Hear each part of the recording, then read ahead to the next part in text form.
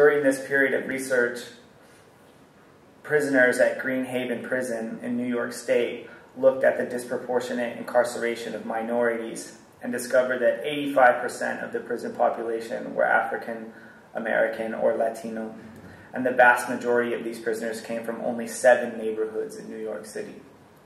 Most of the other prisoners came from 5 other major urban communities in New York. Some social analysts argue that I am wrong on the point of the racial configuration of the population vis-a-vis its employees being deliberate and planned. Their position is that this situation is a result of unintended consequences. For example, the learned Professor Morris, who I quote in the opening of this paper, takes the position that the anti-black component of the PIC is only so in operation, not in intent. I challenge these naysayers and doubters to try and imagine a similar socioeconomic arrangement in America where the racial component is so reversed. They will find that the mind simply cannot do it, not possible to conceive. Another interesting phenomenon that occurred during the height of the prison expansion in New York was the outcry from the public, led principally by prison guards and employees, to deprive and take back any amenity possessed by prisoners deemed to be a perk. In a full-page advertisement taken out in the Middletown Sunday Record in 1991, the prison guards attacked prisoners receiving medical and dental care, 5 free letters per week, paying prisoners to work, AIDS treatment, free GED testing, parole for long-termers convicted of violent offenses, and college education. With the support of their legislative representatives, power elites, and media outlets, the guards prevailed in having most of these perks rescinded.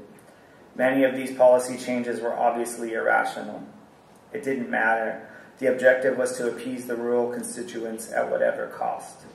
Concomitant with the attack to ban higher education and other perks, prison staff and administrators began a movement to keep prisoners docile and accommodationist, a return to the days of yore. Individual expression, once again, began being crushed. Jailhouse lawyers became more hunted and scorned by prison administrators than violent predators. Prisoners were no longer granted person status to litigate. The animosity directed toward prisoners by prison staff and administrators reached a pitched level in the North Country, and in that region prisoners were even regularly subjected to brutality. One may wonder why. Just attributing the animosity to the stark racial divide does not give a complete view. In order to fully understand this dynamic, one must consult the discipline of psychology. The likely explanation for the ill treatment directed at prisoners is cognitive dissonance. In order to feel good about the parasitic relationship, the PIC proponents had to convince themselves that the prisoners are inherently deficient and not even deserving of humane treatment. That is, that the economic relationship was preordained by Providence. In addition to the changes already mentioned, we began to see all of the originally prisoner-inspired, created, and directed progressive rehabilitative programs became co-opted by prison staff. The programs became no longer focused on prisoner empowerment, but instead they too morphed into nothing more than vehicles for jobs for the white rural residents. And the astute observer even noticed that recidivism was encouraged. During the past decade or so, the PIC proponents and its benefactors began confronting a serious dilemma. That is, the crime rate began dropping drastically, not only in New York but nationally. This kind of change would make it difficult justifying continued prison expansion. With the ever-increasing falling crime rate, change of the legislative guard, along with economic crisis, eventually the issue of closing prisons became not only discussed, but also actualized. As of this writing, the North Country is experiencing shock and panic due to the changes.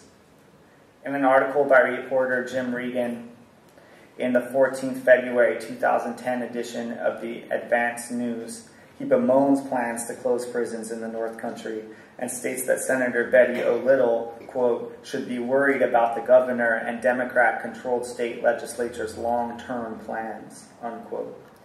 Mr. Reagan goes on to quote Senator Little as saying, quote, It's unfair today the prison closings are killing our economy, unquote.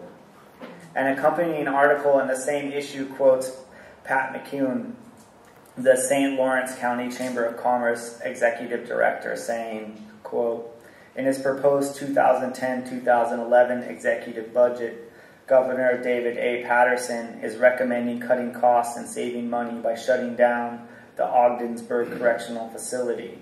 This proposal is a disaster for St. Lawrence County and must be stopped. If it succeeds, more than 287 professionals will be out of jobs, unquote.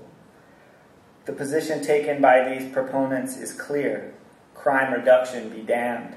Go find black bodies to keep our economy alive. The masks and pretensions are gone.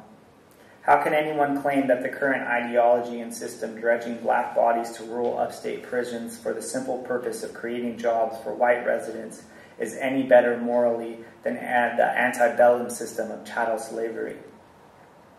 It is important to see the present attitudes and many of the current criminal justice policies are so deeply interwoven in America's religious mythology and early slave system that the PIC is only an extension and manifestations of these earlier expressions. The foregoing analysis is why I believe it would behoove prison abolitionists to conceptualize the struggle not as one of abolishing prisons, but rather as a continuation of the movement to abolish the peculiar institution, slavery, in the United States. We need to keep our eyes on the ball and to avoid continuous repetition of history. I conclude by reflecting on the words and questions presented by the African-American poet Langston Hughes. What happens to a dream deferred? Does it dry up and wither like a raisin in the sun? Or does it explode?